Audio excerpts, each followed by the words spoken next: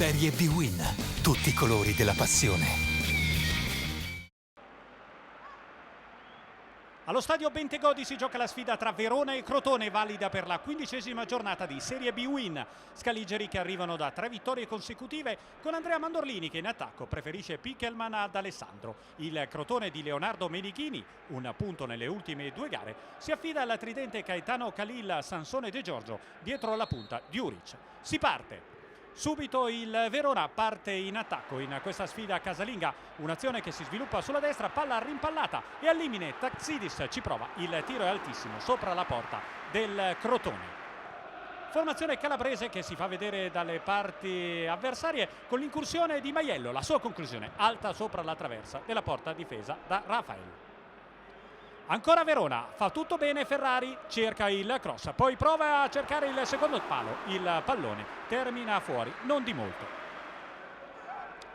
È un fallo laterale per il Verona, Alfredson in mezzo per Pickelman che viene anticipato e palla alle spalle del portiere del Crotone Bindi, ma l'ultimo a toccare è Migliore, come vedremo ancora meglio nel replay, che per anticipare l'attaccante austriaco Pickelman mette alle spalle del proprio portiere. Verona quindi in vantaggio, il cross di Alfredson e ancora in dettaglio il colpo di testa di Migliore ad anticipare Pickelman e a mettere alle spalle del proprio portiere.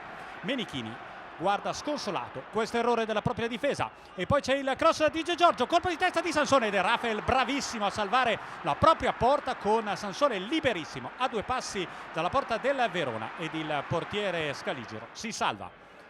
Ancora il Crotone nel finale del primo tempo e questa volta il colpo testa in chiusura di Maietta che mette in calcio d'angolo. 1-0 il finale di primo tempo, si riparte nella ripresa con il Crotone alla ricerca del pareggio, subito pericolosissimo con Sansone, Rafael in mezzo e poi De Giorgio manca l'aggancio decisivo da ottima posizione. Preoccupato Andrea Mandorlini perché vede ancora il Crotone pericoloso, ancora con il pallone in mezzo, questa volta è Gaetano Khalil che prova la girata all'interno dell'area piccola e Rafael si dispera per riprendere i suoi compagni, entra Doninelli e rivediamo subito in attacco Ferrari e proprio il nuovo entrato Doninelli lascia partire il tiro, traversa che salva la porta del Crotone, vicinissimo al raddoppio il Verona con il nuovo entrato sul fronte opposto, emozioni però con questa conclusione a lato da parte della formazione del Crotone con ancora Gaetano Khalil.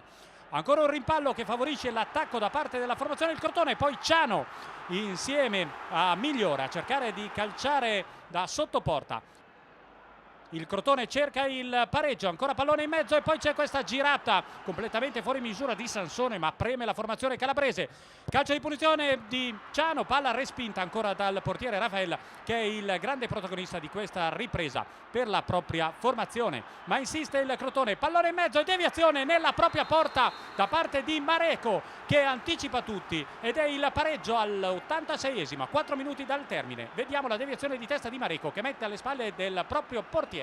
Un'autorete per parte, 1-1 il punteggio, ma non è finita al 92esimo e questo il tiro decisivo di Maietta per il 2-1. Esulta Mandorlini che corre in campo al secondo minuto di recupero. Il Verona trova una vittoria importantissima, la vittoria numero 4 consecutiva per la formazione scaligera che con questi 3 punti vola al 6° posto in classifica in piena zona playoff. Momento magico per la formazione di Andrea Mandorlini.